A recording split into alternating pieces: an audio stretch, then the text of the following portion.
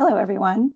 My name is Amanda Bomar. I'm with GHD, and I welcome everyone today to this webinar brought to you by the California Governor's Office of Business and Economic Development, known as GO-Biz, working with E3 and GHD.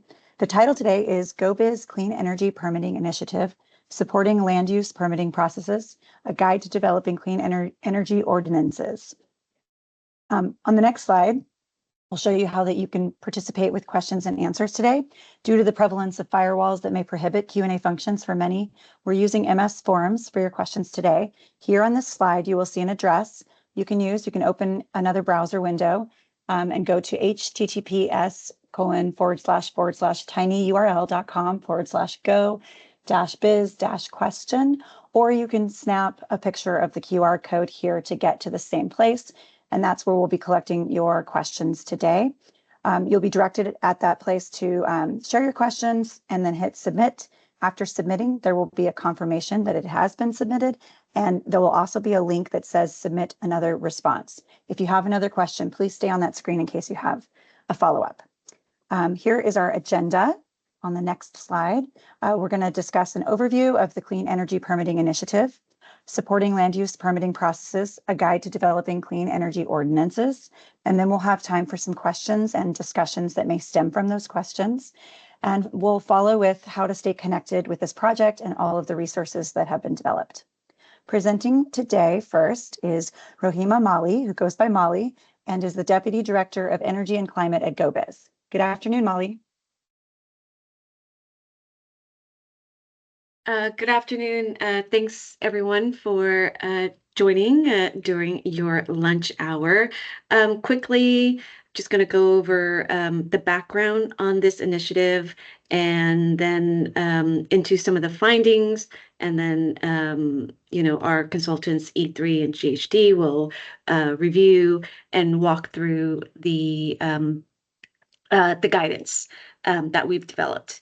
So next slide, please. So very quickly, the background for this, the reason why we started this work is that, California has big goals. So the legislature and the governor, through law and executive order, have issued or set some goals for the state to meet carbon neutrality by 2045, and specifically, carbon-free electricity by 2045. And so in order to get there, the state is expected to deploy a certain number of megawatts every year for the next several years, so that we can get there.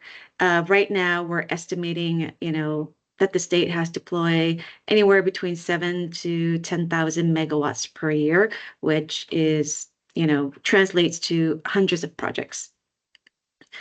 And the Tracking Energy Development Task Force, which is a state interagency working group consisting of the Energy Commission, GO-Biz, the Public Utilities Commission, and CAISO, we provide assistance when necessary and when needed to developers, project development within California when there is an issue with them bringing their project online. And so the group came together in officially like in 2022. And so the information through our conversations with developers about issues and delays collected over time, points to that one of the issues that keep coming up is permitting. So delays in permitting, long timelines causes delays in their schedule, which then impacts financials, which has an economic cost to the project, which in theory gets passed down to ratepayers. And given that we know that permitting is an issue, the permitting initiative, that's why we started this project, is to look at how can there be improvements in the local permitting processes for these large-scale clean energy projects? So GO-Biz was provided some funding to pull together some best practices and develop tools and resources for local planning authorities to help them advance these large-scale project development across California. And so this project started out in late 2024 with some surveys and an assessment of issues and pain points. And then the outcome, the product at the end, which is expected to be released later this year or at the end of this year, would be the permitting playbook and toolkit, which summarizes our findings through the outreach to stakeholders and the set of resources that we are developing and have workshopped. And this is what this webinar is about, is to go through one of the resources that we have developed. The scope, we get a lot of questions about what is within scope. Why are we not looking at X or Y and Z? We're looking at onshore wind, large-scale solar, and battery, because those are the three biggest technologies within California's portfolio that are under contract and is going to be built within the next 3 to 4 years. Next slide, please. Again, this slide provides an overview of the timeline of the project. Discovery and the data collection, we did that between January and April of this year through surveys and interviews and one-on-one.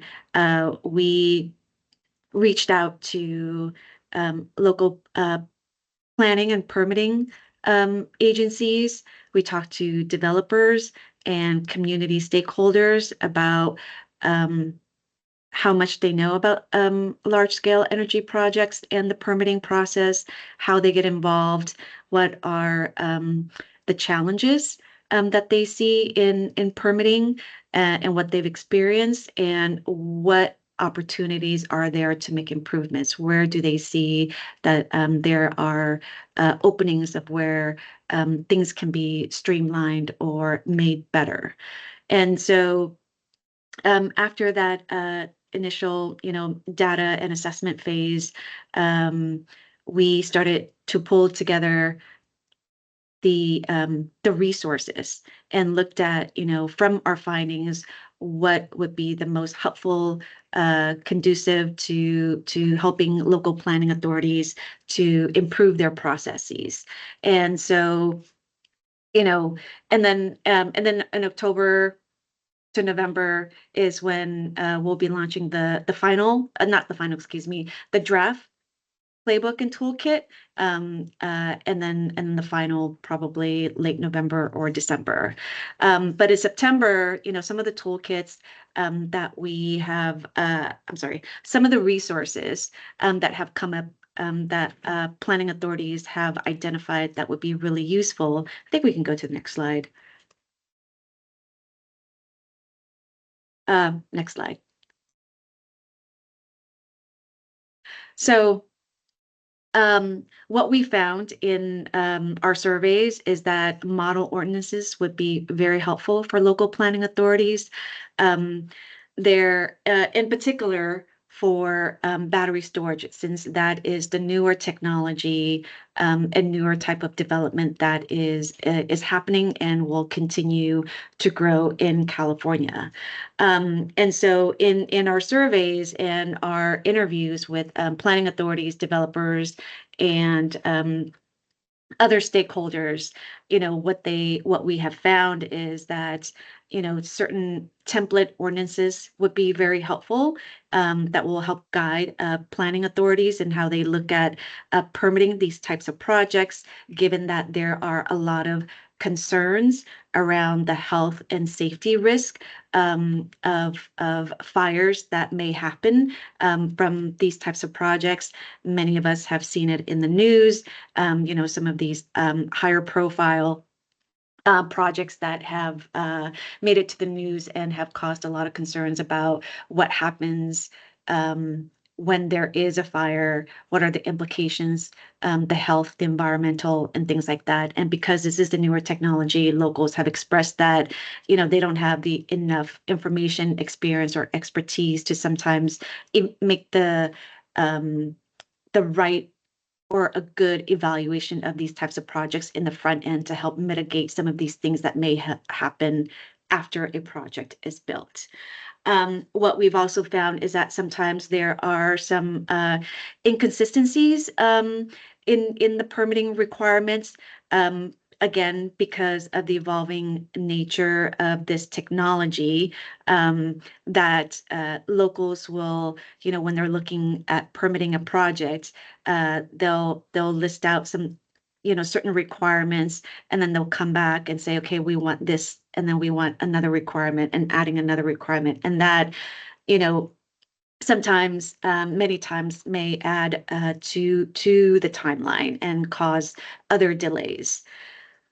So, a lot, what we also found is that for offshore wind and solar, because it is a technology that has been around for a while, and we've had projects, many more projects than BESS, that a lot of the planning authorities, cited that that there isn't yet a BESS specific ordinance, and that having something around BESS would be uh, very helpful. Next slide, please. So these are the items, the type of resources that we have identified as being out of the slew of suggestions of what local planners would like and want as a resource. These are the top items that rose that rose to the top that we have focused our efforts in pulling together. So the community benefits is another piece that is very important, is like how to engage with the local community about these projects, and get better community engagement throughout the process as there are more and more of these projects being deployed.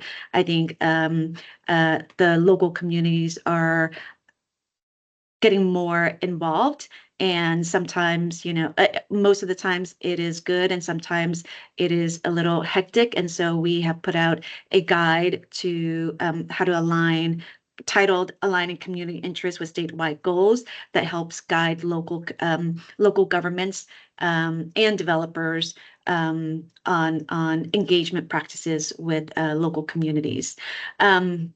The other I have mentioned is our model ordinances for clean energy projects.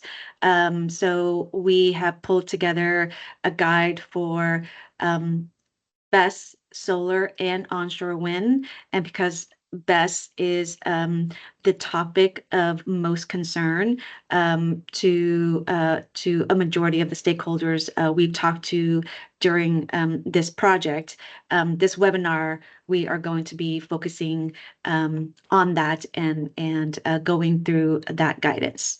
And some of the other tools that will be coming out later with the playbook and toolkit, when we release that in October, there will be, application checklists that was cited as something that would be helpful, fact sheets that can be used to communicate with the local communities, and just a one-on-one permitting process and clean energy development. Next slide, please. Okay, so I am now going to pass this over to Lakshmi, who will review and set this up for the item at hand. Great. Thanks, Molly. Hi, everyone. My name is Lakshmi Lagapan, and I'm a partner with E3, who, along with GHD, are supporting GO-Biz on this effort.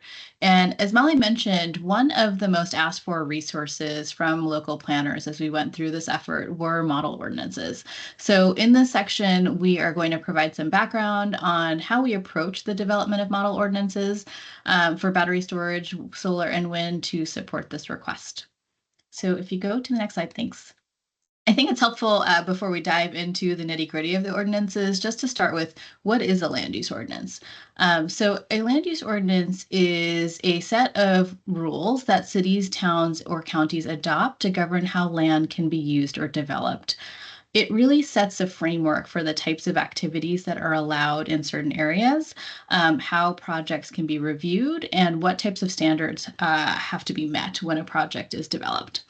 And ordinances are really important tools because they can help communities make sure that land use aligns with how local localities really plan for their growth, their economic development, and environmental protection. And they can also be used as a tool to protect public health and safety, making sure that projects are built in ways that minimize risks and really fit into the surrounding locality. And so, as we continue to build out more clean energy in the state, ordinances become an important mechanism for determining how and where projects like wind, solar, and battery storage can be sited. And they can really spell out the rules of the road for developers and can give local planners clarity when they're reviewing applications for project development. Across California, many localities have already developed ordinances for things like solar and wind, which is really great progress. But what we found is that there's very few jurisdictions that have ordinances that specifically address battery energy storage systems, or BESS. And so that's becoming an issue as storage is an increasingly large part of our resource portfolio. And in the absence of ordinances, local planners have been implementing things like moratoriums, which have put the brakes on development while they do their due diligence and try to get up to speed on how to best address community concerns related to storage development. So part of what we're trying to do through this initiative is help local planners and communities fill that gap by giving them modeled language, guidance, and technical background to make sure that the ordinances, that they're developing are safe and consistent with their land use needs. So one of the biggest themes that we heard in the outreach was the need for clear, accessible technical information on how to permit clean energy projects, particularly BESS. And this is, coming out of the fact that there are many competing needs for local planning staff. And so having those resources in hand when trying to permit clean energy technologies could really help reduce the time it takes planners to get up to speed on the specifics of clean energy technology specifically. And so to support that ask, we developed 3 separate guides, one each for utility scale battery storage, solar, and wind, on how to develop model ordinances for permitting each of those technologies. Given the diversity of the jurisdictions across California and all their needs, the guides we developed are really focused on providing a suite of options for planners to consider. We also include things like best practices and recent examples from other ordinances where applicable. But really what we're doing is laying out a menu of options and considerations so that local planners can choose what makes sense given their local priorities, communities, and land use contexts. And obviously then the primary audience is going to be the local land use planners. Local planners have the responsibility of balancing a number of different things like safety, environmental protection, community interests with the need for clean energy development. And so this guide is meant to support planners in that balancing act by providing them with that technical information to make better informed decisions, particularly around factors like safety, which we heard as a common community concern. And finally, we really want to reiterate that local planning authorities are not required to adopt any components of the model ordinance. It really is just meant to be a resource that gives them something to start from and provides them options and considerations. So if we go to the next slide. While I did mention we did develop ordinances for all 3 technologies, wind, solar, and BESS. We've had the most interest in BESS given that that's where a lot of jurisdictions are developing ordinances now or considering developing ordinances. So we thought it'd be helpful to just start with overview of BESS permitting processes today. Like I mentioned, BESS is increasingly important as we're looking towards integrating more renewable energy and work towards meeting the state's goals, as well as ensuring grid reliability. But BESS also raises unique permitting challenges. And so the diagram on the right of the slide here shows the core pieces of permitting storage. First, you can see just looking at the diagram, there's a lot that has to happen to get a storage project online and operating. The top blue row reflects the different types of permits and the sequencing of the permits to get a facility online. And so the use permit, which is the scope of where the ordinances that we're discussing fall into, are followed by the construction permit and then eventually an operational permit. And so with the sequencing, you can see that many of the fire safety requirements apply, and that's that red row at the bottom, at the construction permit stage and not at the land use stage. And so when developers apply for use permits, their designs often aren't finalized yet. And so it'd be difficult to address a lot of the fire safety issues without having the project specs. And so therefore, many of the fire safety requirements aren't needed within the use permit itself. However, we heard that fire safety was one of the top concerns from local planners in their communities. And local planners really wanted to have a better understanding of what the fire safety requirements were, how they can communicate them to their communities. And so what our guide tries to do is help clarify where the requirements fit best within the permitting process, and also provide the background and context for planners as needed, and also helps planners focus their review and coordination with other permitting officials. And we're going to talk a little bit more about that as we keep going. Next slide. And so that brings us to the Clean Energy Ordinance guides that we developed. And what you're looking at here is sort of a snapshot from one of the guides. We have separate guides for solar, wind, and storage. And what we tried to do is structure them with template language and commentary to provide background and context to any of the language within that section. So this is an example from one of the guides, and it has two types of sections. The first is the template ordinance language, which is language that can serve as a starting point for any local planner to adapt for their localities. Again, it's really just a starting point for localities to adapt for their own jurisdictions. It's designed to be adapted, customized, and we really recommend that jurisdictions seek their own legal and regulatory advice before adopting any of the template text. Also, just a note, when we do mention fire code in the template ordinance, the ordinance is referencing the local fire code. This is because local fire codes are the governing standard for storage projects in California. And these codes at a minimum have to align with the California Fire Code. And so therefore, they may be more stringent than the California Fire Code. The second type of section is commentary. And so this is where we provide more background and context for each section. And it highlights, options, trade-offs, things that planners may want to consider. For example, why one setback option might make sense in a rural county, but not in a denser community. We also have commentary that's specific to the California Fire Code requirements. Like I just said, the template language points to local fire code, but we also thought including some background on the California Fire Code would be helpful for context. This sort of helps provide an understanding of the minimum standards as they apply across the state today. And then finally, the guide highlights areas where consultation with local fire code officials is important. We heard repeatedly that early engagement with fire officials can really save a lot of time and prevent conflicts later. And so anywhere that fire code expertise is critical, this guide tries to sort of highlight that and suggest places where the local planners can be working with their local fire code officials. And we think that this is particularly important for battery storage, where the information and requirements are really evolving in real time. So altogether, we're hoping that the structure of these guides is flexible and it's meant to be practical, giving planners model language, background, context, examples of where things can be applicable, and really clear connections to things that are related to safety, like fire safety requirements. So hopefully these templates and guides can provide the foundation for localities to develop and adopt ordinances that meet their local needs. You go to the next slide. Okay. So in this section, we're going to dive a little bit deeper into the content of the guides themselves. And if you go to the next slide, this is a slide that summarizes all of the key areas that we're covering in each of the ordinance guides, along with the types of questions that each section is meant to answer. And so we first start with applicability. So in what situations should an ordinance actually, oh, sorry, can you go back to the previous slide? So we start with applicability. In what situation should an ordinance actually be applied? And so this is about establishing what use cases these ordinances cover. Second are the types of permits. So one of the biggest questions we heard is what types of permits are appropriate for different zoning districts. And so this template ordinance offers guidance on when to use discretionary and ministerial permits for various land use classifications.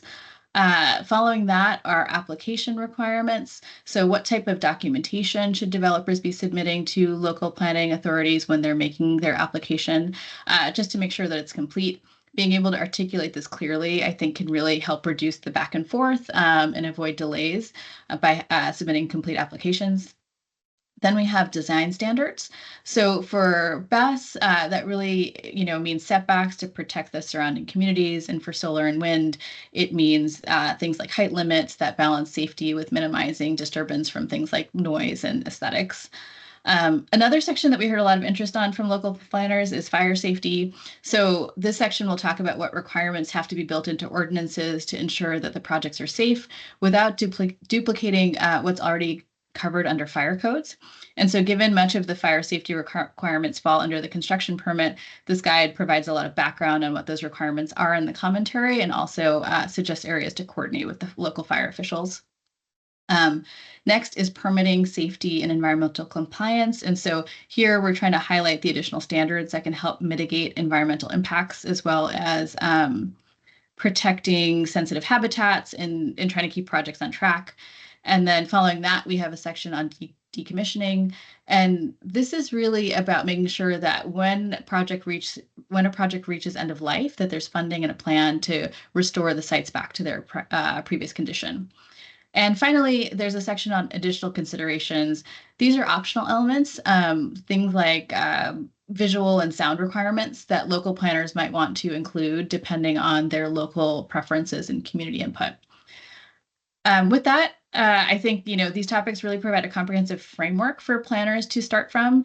And like I said, it's not meant to prescribe an exact ordinance or exact language, but really to give local planners the resources and options so they can create ordinances that fit their community's needs while also enabling clean energy development. So I provided that overview, but now I'm going to hand it over to my colleague, Sierra Spencer, who is going to discuss the details behind each of these sections. Thanks, Lakshmi. So yes, I'm Sierra. I'm a senior managing consultant with E3, and I'll walk through each of these topic areas in a bit more detail, starting with applicability. So again, this looks at what situations this ordinance would be applied. This guide is focusing on land use permits for large scale, also called utility scale, solar, wind, and BESS facilities. And the size threshold for those are shown in the table at the bottom. So for BESS, this size threshold is greater than or equal to 1 megawatt hour. Since this is the approximate cutoff for utility scale infrastructure, it includes large industrial single customer facilities. For solar and wind, this size threshold is recommended greater than or equal to 20 megawatts to align with the CAISO large generator interconnection procedures. This guide does not apply to behind-the-meter systems. So these are smaller systems that may be located, say, in a residential home. This guide is only applying to these larger scale facilities. Also within applicability is discussion of the modification or augmentation of systems. So this refers to some of these systems undergoing degradation over their life cycle and having replacement equipment that may be needed to maintain the performance of these facilities. And if those plans are outlined in the use permit application, then it would not be necessary for those changes of equipment to trigger a reapplication for a land use permit. As long as these these changes are outlined within the permit at the upfront. And then also within applicability is a recommendation for planners to provide advance notice of any anticipated code changes. And so this would be to help developers who may be undergoing project development to understand if there may be any changes to the codes or requirements that their projects would be subject to. You can go to the next slide. The next section discusses permit types. So these are the appropriate permit types based off of the zoning district or land type that the project is located in. There are two types of permits, discretionary and ministerial permits. So to walk through each of these, discretionary permits require a discretionary approval from a board of supervisors or other similar governing bodies. And these permits require the California Environmental Quality Act, or CEQA, to help guide the environmental review process. And the purpose of these permits are to allow a more site-specific review for projects that are located in more sensitive areas, so maybe warranting more of that discretion to be issuing a permit. The second type of permit is a ministerial permit. This allows by right use approvals for projects that meet all predefined application requirements, and this can also include environmental requirements. And this can be a bit more of a streamlined process that can be used in areas that are pre-designated as appropriate for this type of more streamlined review. And this table on the right outlines which land use classifications may be appropriate for each permit type. So for ministerial, for this more streamlined permit type, a large commercial, particularly regional or planned areas, industrial, and degraded or non-productive agricultural lands may be appropriate for a ministerial permit. And we'll note here that we're leaving the definition of a degraded or non-productive agricultural land up to the local planning authority, since they have a closer familiarity with the land types in their areas to make that definition based off of their own understanding of the agricultural lands. All other land use types could be eligible for discretionary permits. That includes residential, small commercial, neighborhood and general types, mixed use, other agricultural lands that may be productive, and then open space, public lands, and recreation. You can go to the next slide.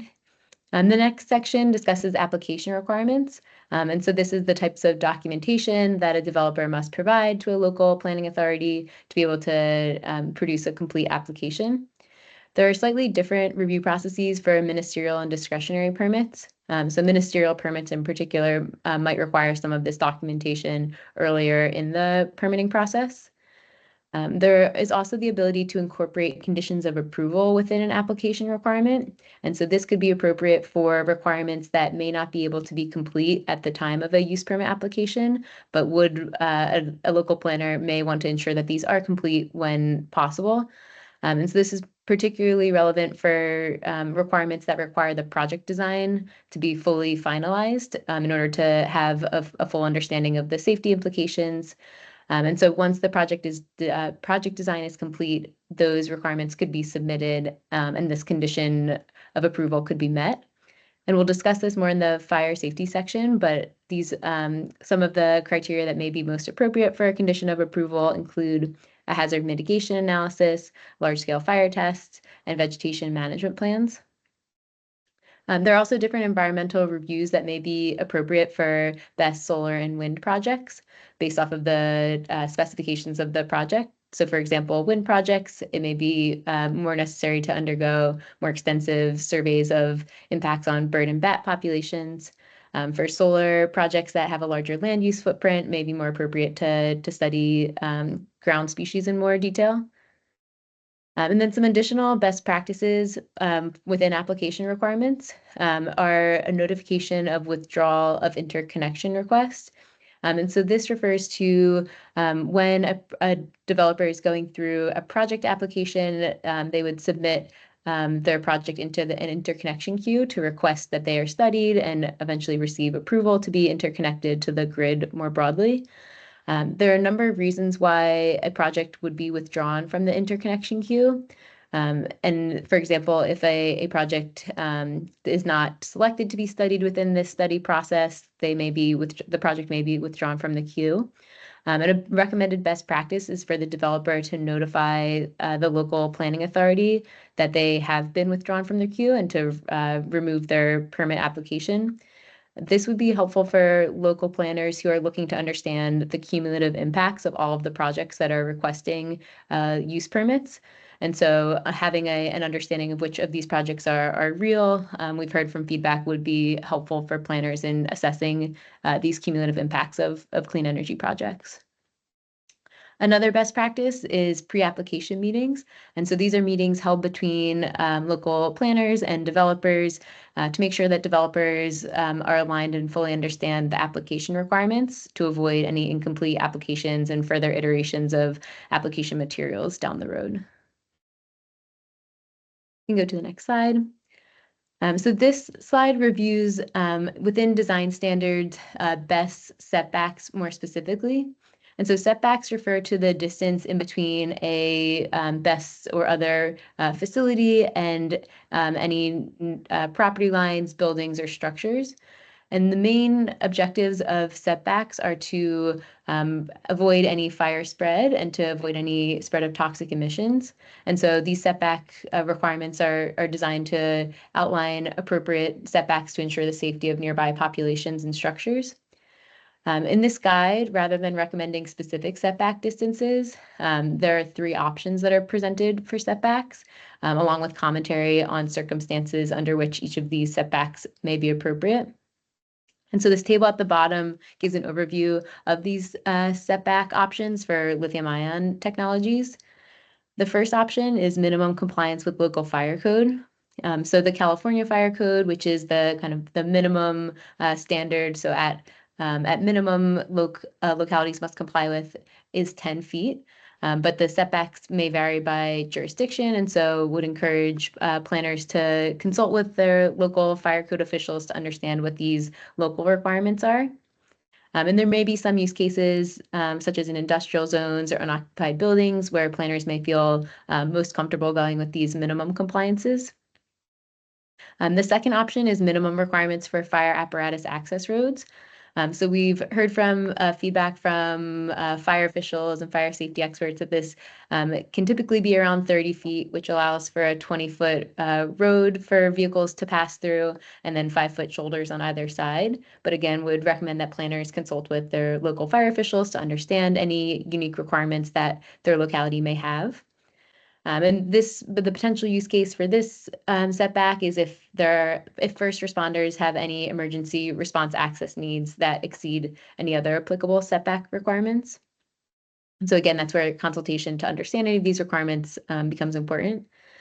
And then the last option is any setback greater than 50 feet. So this option may be deemed appropriate by planners if especially for for setbacks for buildings that have occupants that cannot easily relocate, such as residential buildings and hospitals.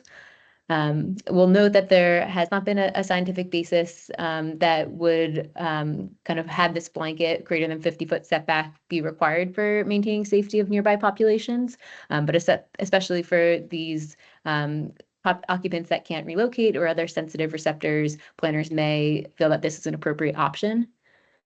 And then one other note is that an engineered analysis may refine these setback requirements. So an engineered analysis is a series of tests or analyses that are conducted for the construction permit, so later on in the permitting process.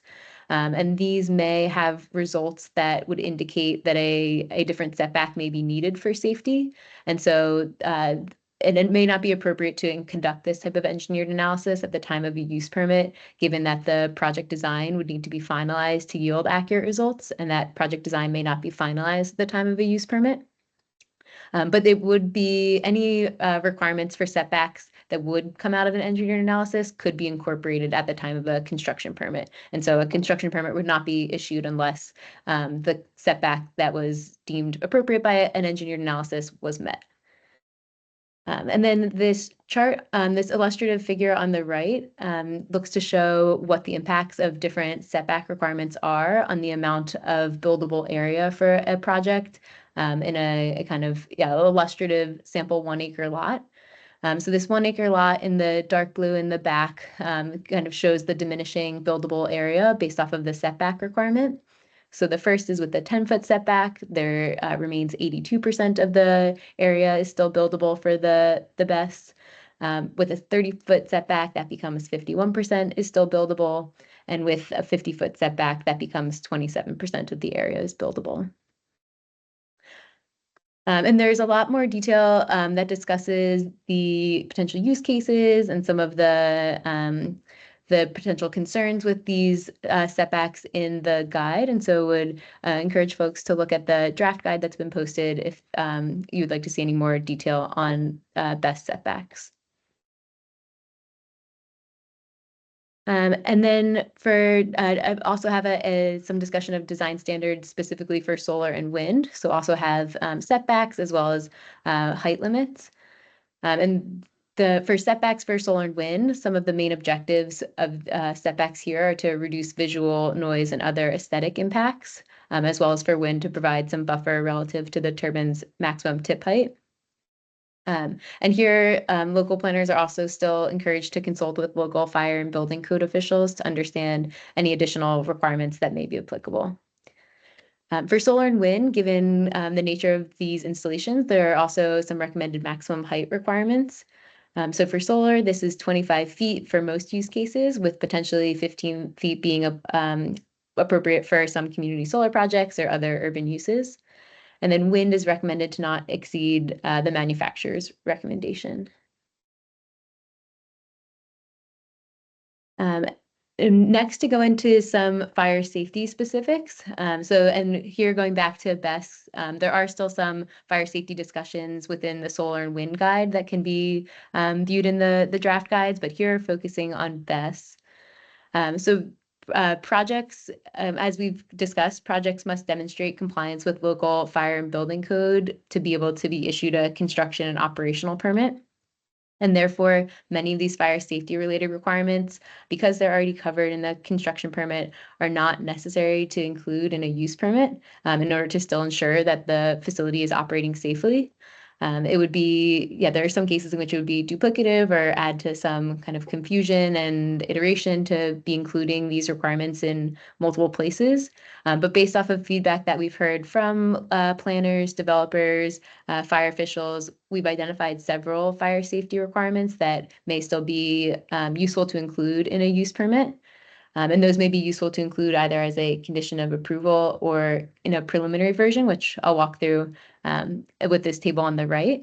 And so this table outlines in the orange box which of these fire safety requirements may be, based off of feedback we've heard, could be included as a condition of approval. And so that includes large-scale fire testing and hazard mitigation analysis. Those will still be necessary for a construction permit. And so when those are submitted for the construction permit, could therefore satisfy this condition of approval for a use permit. But many of these other requirements, including site accessibility, equipment certification, explosion prevention and control, dispersion analysis, safety systems, and training are covered in a construction permit. The one other requirement that is recommended to be included as a preliminary requirement is an emergency response plan, or ERP. So a final ERP is needed for a construction permit. There are some specifications within the ERP that require the project design to be finalized, and so cannot be prepared in a final version at the time of a use permit application. But there are still enough pieces of information that can be filled out to submit a preliminary version for a use permit, with that finalized version coming for a construction permit.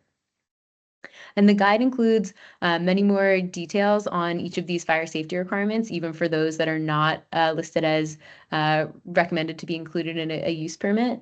So the guide has more detail for each of these to help planners have an understanding of how these requirements work and to ensure that they will be covered within the construction permit. You can go to the next slide.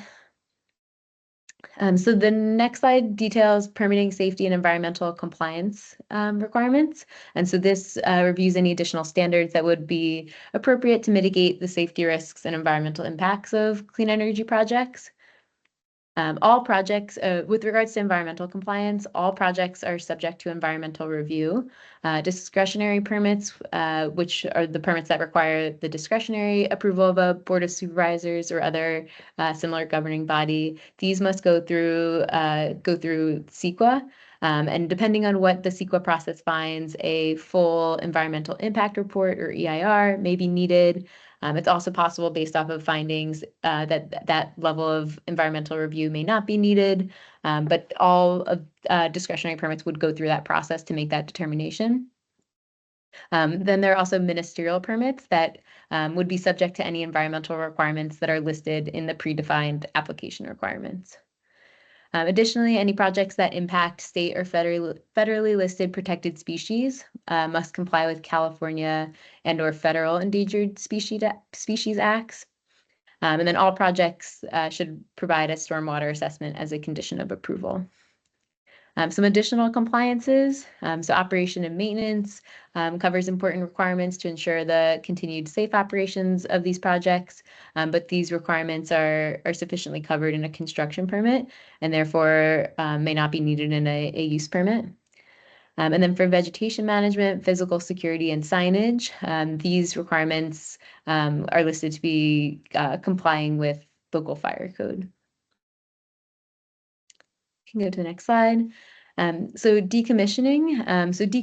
Decommissioning plans ensure that the land that a project is using will be restored to its pre-project state after the project has reached the end of its useful lifetime. And there are a number of decommissioning requirements that are covered within a construction permit, but feedback has identified some additional requirements that may be warranted for a use permit with regards to decommissioning. So this could include an estimate of when decommissioning will occur, the timeline to actually decommission and remove the facility, detailed description of decommissioning activities, financial assurances for system removal costs. So this is a big one to make sure that the developer will have the money to be able to cover the decommissioning activities. And then a site restoration plan to ensure that the land returns to its pre-project state, and that could also include any mitigation of environmental impacts. And lastly, some additional considerations. And so these are the additional considerations that are not strictly necessary, but local planners may elect to make or may consider when developing ordinances that are tailored to their specific needs and preferences. So again, although not strictly necessary, local planners may opt to include requirements on visual impacts, lighting, sound, and any other requirements given unique local factors. Some of these requirements and compliances may be covered in other forms of ordinances that would be applicable to BESS, for example, any sound requirements, but could optionally be included in a more clean energy specific ordinance as well. And then some additional considerations that are likely not needed in a use permit ordinance could include on-site water requirements, since these are included through compliance with local fire code and therefore covered through a construction permit. Review timelines, since this may be governed by ordinances outside of, or that would apply beyond a clean energy specific ordinance that would apply to a clean energy review. And then cybersecurity, since these requirements are covered through interconnection procedures that projects would be subject to. And with that, I'll hand it back to Amanda to discuss the Q&A process. Great, thank you, Sierra. On this slide, it shows you once again how you can access our Q&A survey platform. We're using MS Forms today. So you can either open in another browser the tiny URL, the address you see there, that's https://tinyurl.com/go-biz-question, or you can grab your mobile device out and snap a quick picture of that QR code that you see there. And that's how we are collecting your feedback today. Took a quick peek, and I am not seeing any questions just at this moment. So can pause here for a moment so that everybody has a chance to go to that platform for questions.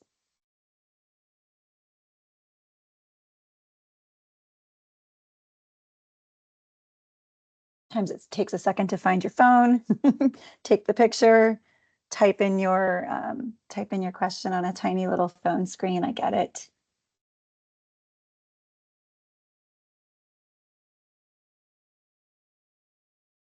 Still don't have any in our response queue.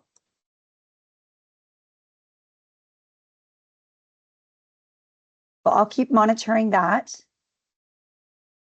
Oh, we do have a question. Give me one moment.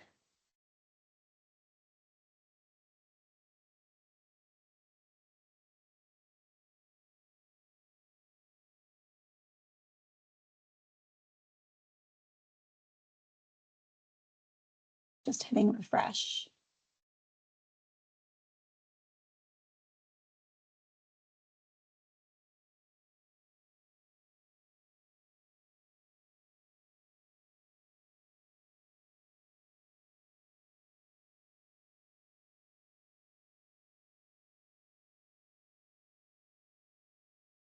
Don't be shy. Feel free to send us your questions or comments. We hope to hear from you.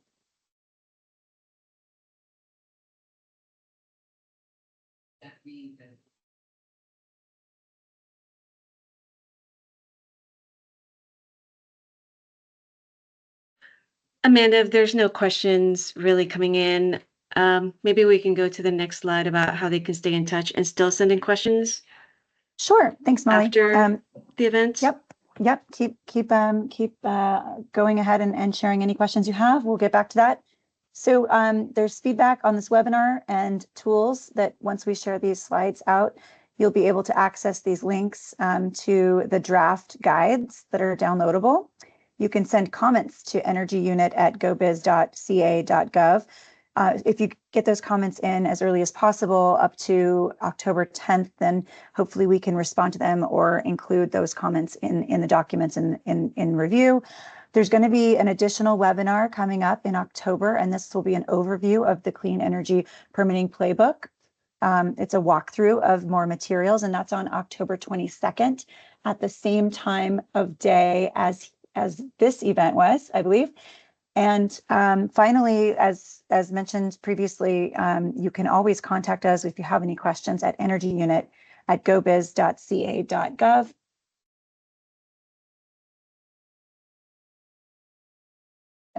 Check again for comments coming through on our platform. Yeah.